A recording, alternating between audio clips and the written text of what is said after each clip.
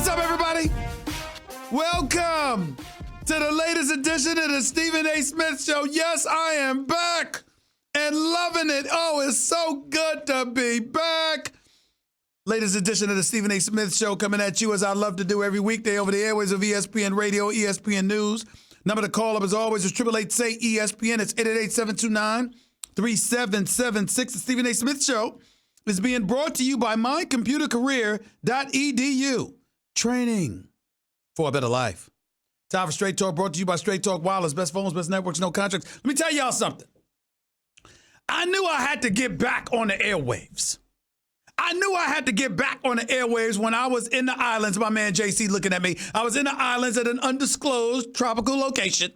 I was in the islands, and I had my Sirius XM on, because we are on Sirius XM Channel 80, not just ESPN Radio 250 plus markets across the United States of America, not just on ESPN News National Television. We're also on Sirius XM Channel 80, and I, looking forward to listening to my show, whether it's Will Kane, whether it's Dan Grassa, whether it's Dave Rothenberg, I'm looking forward to it. And this past Friday, I tuned into my radio show, Jonathan Winthrop, my producer extraordinaire, that I just mentioned, had the audacity, the temerity, to put that lifelong, diehard Mets fan on hosting my radio show, Don Juan LaGreca.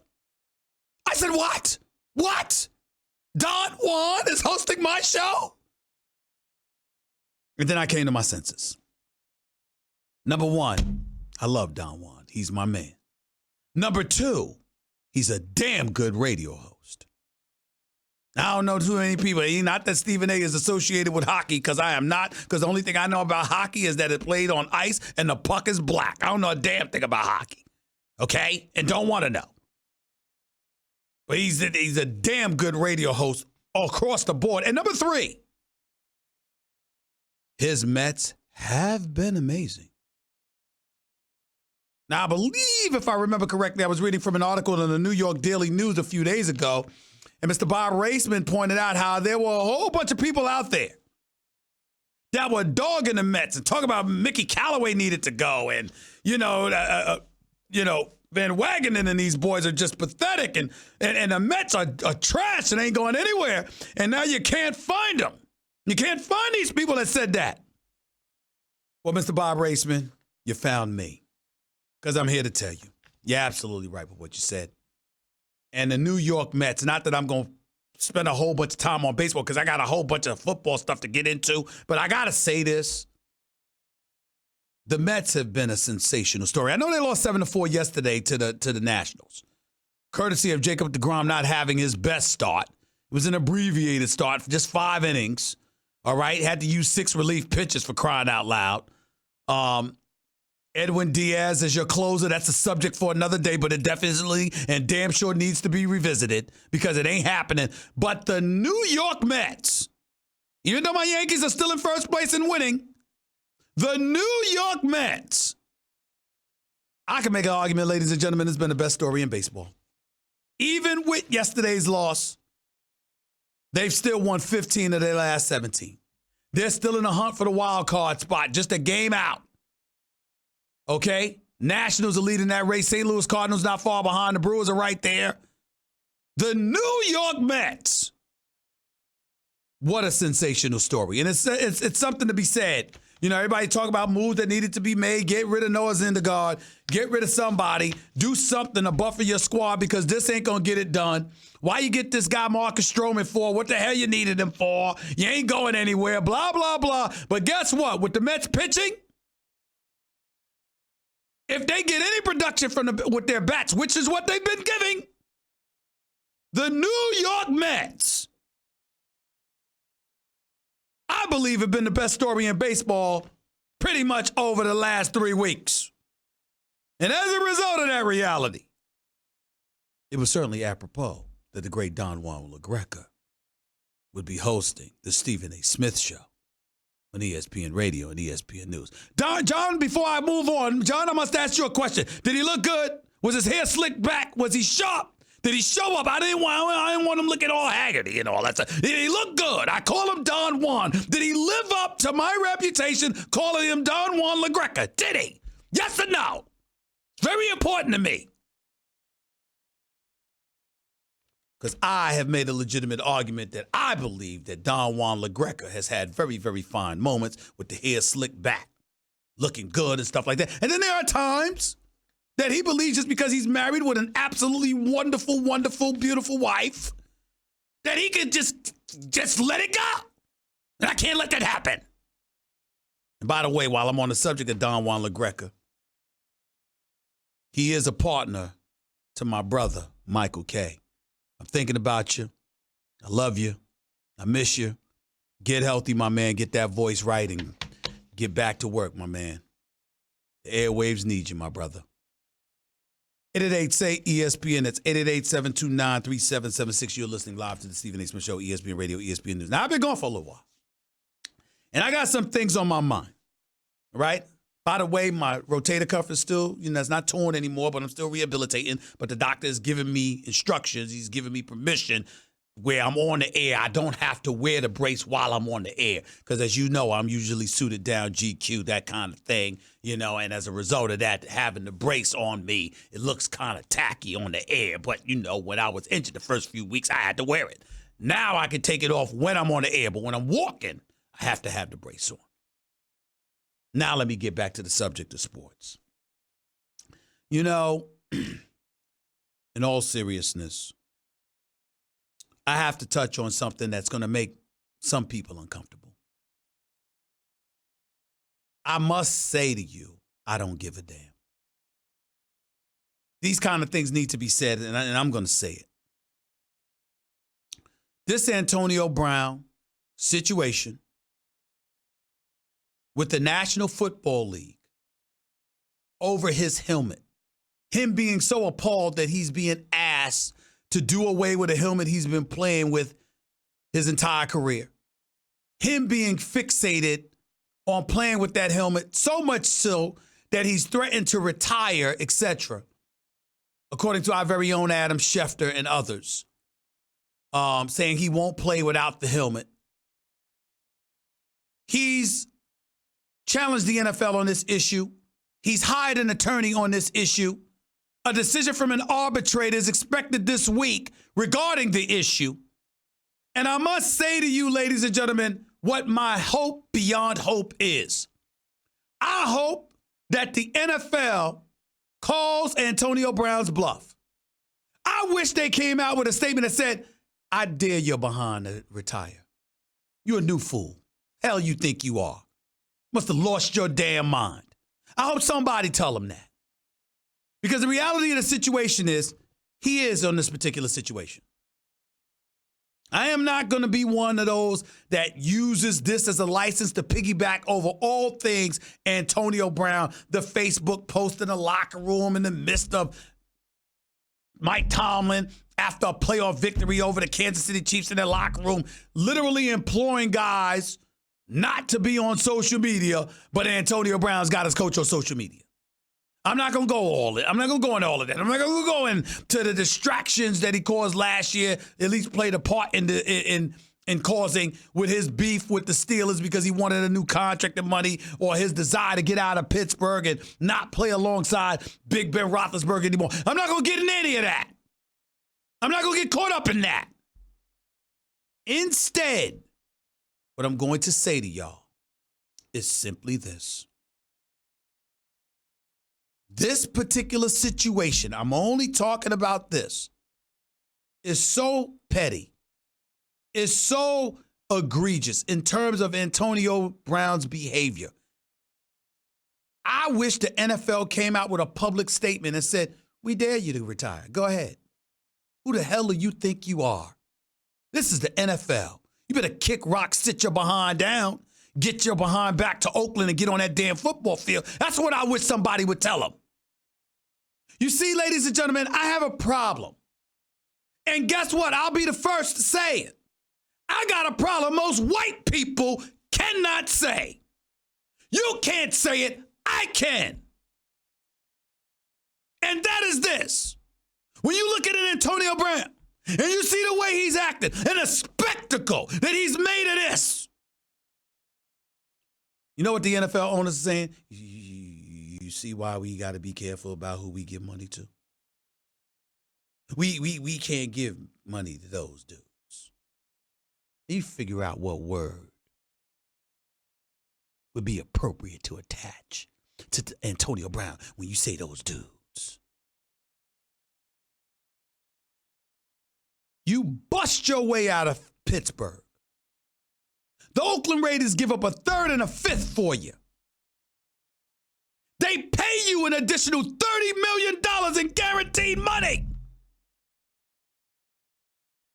And you threatening to retire because of a helmet that's no longer approved by the National Football League.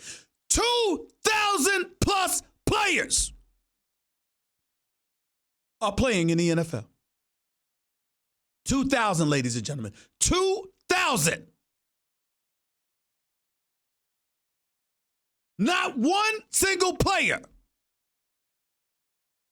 has threatened action against the NFL or has threatened to retire but you. 2,000 plus players. You are the only one. The only one that's acting like this. And you want to know why people got a problem with you? See, you, white America, zip it. Shut up. Don't say nothing. I don't want you incriminated. I don't want you incriminated. This is purely a black thing that I'm bringing up. It's not all, it's not most. Damn it, it ain't even a few. It's the isolated ones that you gotta stand up and raise up and highlight and knock down so people don't think everybody's like that.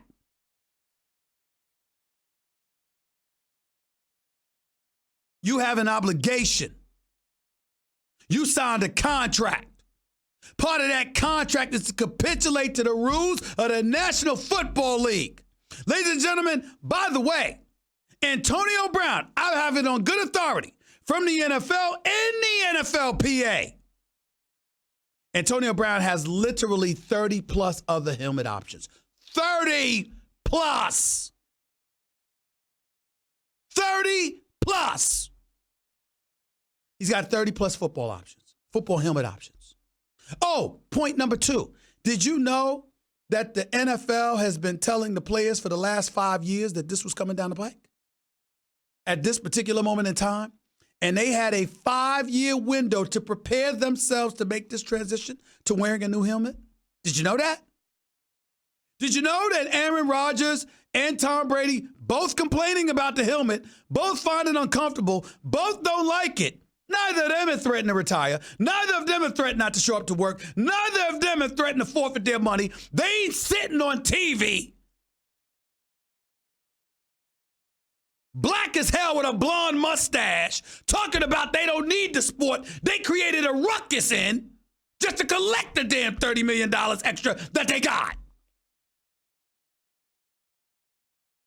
Now, some people look at it and go like this, damn, Stephen A., why you got to be like that? Why you got to go off like that? It's very, very simple. Because if you don't,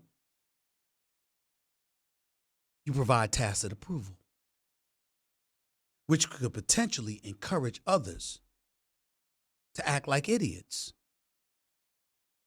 compromising what you bust your tail and worked your life for to accomplish because of this issue. I could bring up the fact that the old helmet he was wearing didn't prevent him from being concussed and nearly decapitated by Vontaze Burfict a couple of years ago in the playoffs against the Cincinnati Bengals, but that's neither here nor there. My bigger point in making the point that I'm making is that when you act and you conduct yourself this way, it dilutes the potency of a player argument against executives or owners, particularly within a collective bargaining negotiation coming down the pike. It ain't just about you. It's about something more than that. I have no problem with Antonio Brown not liking the helmet. I have no problem with him making a big fuss over it because he wants to do everything he can to wear the helmet But when you threaten to retire, when you threaten to pass up $30 million over it, first of all, you lying. You're lying. Let's get that out the way. But secondly, and more importantly, it's got to be one of the stupidest lies I've ever heard. You take diva and prima donna and elevate it to astronomical proportions when you do something like this. It makes no sense. None. And then this damn Jon Gruden, I shouldn't say that because I actually like Jon Gruden. And I respect the hell out of him. His football acumen is off the charts. But I got a problem with the position that he took in supporting Antonio Brown. What the hell you bringing up his feet for? Anybody that saw them nasty, crusty-looking feet that he put on Instagram, making people throw up their cereal or their food for crying out loud, we all know and understand why he couldn't practice. I mean, damn, it's amazing he could walk with feet that look like that. What did he went into some cryptotherapy treatment in France? I mean, is that what he did? And it messed up his feet? Really, really bad? Okay. No problem. Ain't nobody excoriating Antonio Brown over that. Nobody's doing that. Nobody's doing it. Nobody's saying anything about that. So for Jon Gruden to even bring that up, nonsense. Nobody was talking about that. But then they sit up there and to take into account this helmet issue. It's a personal issue with him. We're going to stand by him. That's ridiculous. You don't have to stand by stuff that's ridiculous and idiotic just because he's your guy. You can sit up there and say, look, bro, we need you. Now, those of y'all that are sitting out there, oh, it's just practice, it's just preseason, blah, blah, blah. Excuse me, there's a chemistry that needs to be developed between you and Derek Carr. What other receivers you have if you're the Oakland Raiders? I don't know them. Hunter Renfrow. I mean, come on. These are good receivers, but come on. Antonio Brown is all world. He's a superstar. He's one of the best to ever play this position. You got your money, and you causing this kind of ruckus? It's inexcusable.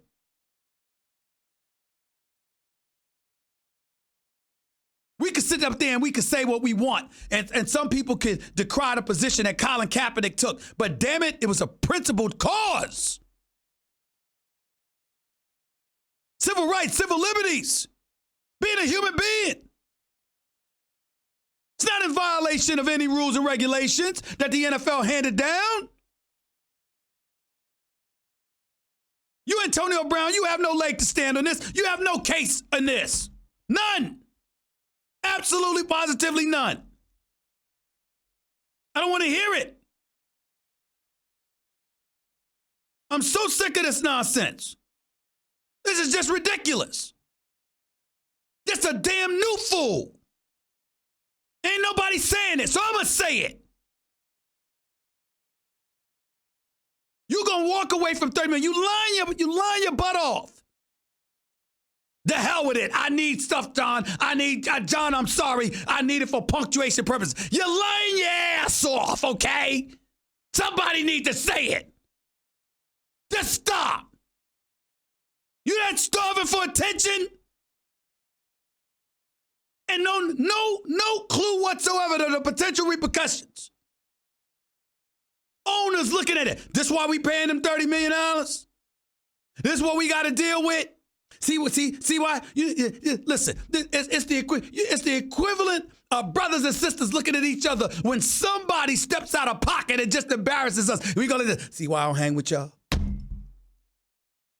As my boy Jeff would say, see, that's why I don't hang with y'all. It's nonsense. Nonsense. Just inexcusable stuff.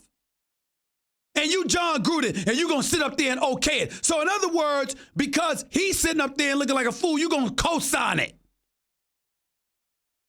God forbid one of your players come to you complaining about Antonio Brown. You ain't going to stand up for them either.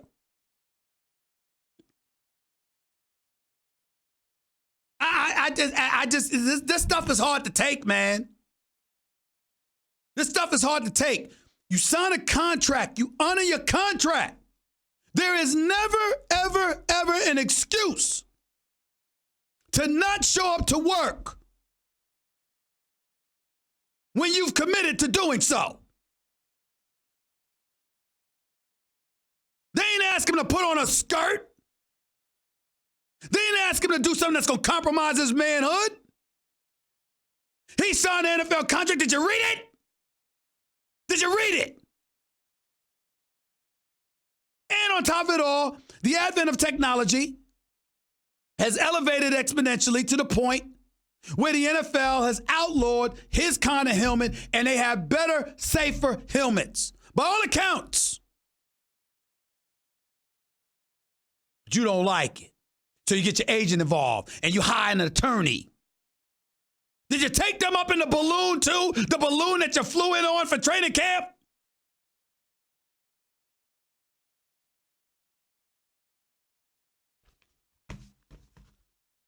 Y'all can sit up there and shove this kind of stuff aside. It's hard for me to take. It really, really is. It's just, I have no patience for this. Because I'm going to be honest with you, I'm going to be straight up and down with y'all. It affects us as black people. I'm going to say it. Somebody else ain't going to say it. I'm going to say it. You cannot use stuff like this to take the kind of positions that Antonio Brown has taken. Not this.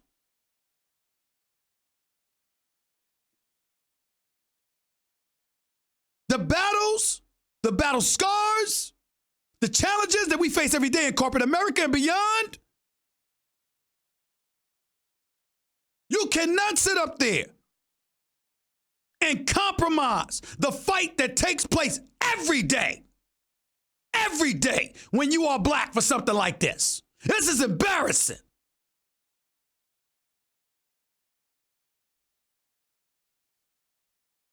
And oh, by the way, Ben Roethlisberger, Mike Tomlin, Juju Smith-Schuster, they've never looked better. Because no matter what truth may have been attached to Antonio Brown's words, who think about that right now with the way he acted?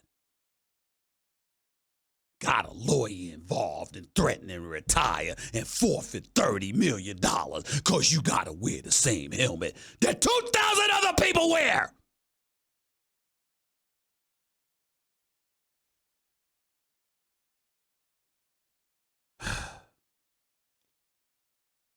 That was Straight Talk Wireless.